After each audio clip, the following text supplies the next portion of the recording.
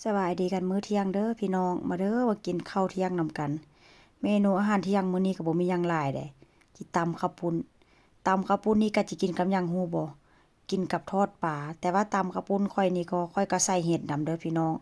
มีเห็ดเข็มทองแล้วก็มีเห็ดขาวๆบ่ฮู้ว่าชื่อหยังเด้อ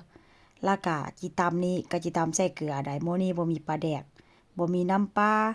จิตำกินใส่เกลือพี่น้องพวกเจ้าจินตนาการเบิ่งเด้อว่ามันสิแซ่บบ่ แต่สำหรับข้อยนี่เนาะบ่กินปลาแดกบ่ใส่น้ำปลานี่มันก็สิแซ่บคือเก่าหั่นล่ะพี่น้องหลายมื้อแล้วได้บ่ได้กินตำนี่ก็มื้อนี้ก็สิกินกับทอดปลานี่ก็ซื้อมาได้หลายมื้อแล้วล่ะซื้อมาแล้วก็เอาไปแช่แข็งไว้ เพราะว่ามันบ่ได้กินแบบว่ากะทันหันนะพี่น้องซื้อมาแล้วเฮาซื้อแบบสดๆก็ไปแช่แข็งไว้ไปแช่แข็งไว้แล้วอยากเอามากินเนาะสมมุติเฮาสิกินมื้ออื่นเฮาก็เอาออกมาไว้ตั้งแต่เมื่อคืน แต่ถามว่ารสชาติมันยังแซ่บคือเก่ายังเหมือนเดิมบ่ก็ยังคือเก่ายังเหมือนเดิมนั่นล่ะพี่น้องแค่ว่ามันเป็นน้ำแข็งแล้วมันก็ละลายเฮาก็เอามาไว้ข้างนอกตั้งแต่เมื่อคืนตื่นเช้ามาก็สามารถเฮ็ดกับข้าวกับน้ำกินได้เลยก็ค่อนข้างสะดวกสบายได้พี่น้องเพราะว่าหยังเขาเจ้า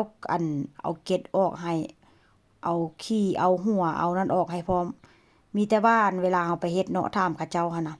เวลาเฮาไปซื้อขอโทษเวลาเฮาไปซื้อหั่นน่ะก็บอกเขาเจ้าว่าอยากเอาขี้ออกเด้อเอาหัวออกเด้อบอกเขาเจ้าได้เลยหรือว่าจิบอกเขาเจ้าว่าตัดหัวออกเอาขี้ไว้ก็ได้บ่เป็นหยังเดะขอเพียงแต่ว่าเฮาบอกจิเอาแบบใดจิกินแบบใดเขาเจ้าสามารถเฮ็ดได้ให้ทุกอย่างพี่น้องแต่ว่าข้อยนี่ข้อยให้เขาเจ้าเก็ดออกจงหัวไว้เอาขี้ออกแล้วก็แบบว่าตัดหั่นครึ่งเพื่อหยังเพื่อเวลามันจิทอดอันนั้นเนาะมันจิทอดง่ายแล้วก็สะดวกสบายเฮาก็บ่ต้องแบบว่ามาตัดมาหั่นเพิ่มว่าซั่นซะเนาะมีแต่ว่าจิทอดแล้วก็เอาลงไปทอดแล้วทอดนี้ค่อยก็ทอดใส่เกลือเด้อพี่น้องบ่ได้ใส่หยังหลายเฮ็ดสไตล์แบบว่าออกสเปนได้จักหน่อยสไตล์แบบที่แบบว่า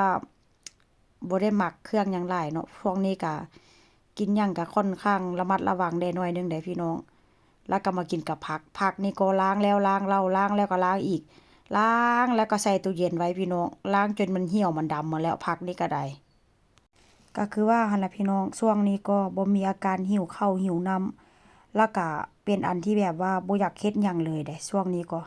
ตั้งแต่ไปพ่นยามาเนาะไปแบบไปโรงพยาบาลไปให้หมอพ่นยาให้มาพี่น้องบ่อยากกินข้าวกินน้ำแล้วก็บ่อยากเฮ็ดหยังเลยว่าซั่นซะแล้วก็เป็นอันว่าข้าวน้ำซ้ำปลาหลังจากที่แบบว่าก่อนหน้านี้เคยกินแซ่บเคยนอนหลับก็บ่อยากกินข้าวกินน้ำแล้วก็กินบ่แซ่บว่าซั่นซะแต่ว่าก็จำใจต้องได้มาเฮ็ดกินคันบ่เฮ็ดกินมันก็ต้องเป็นแบบว่ามันเจ็บกระเพาะหั่นน่ะ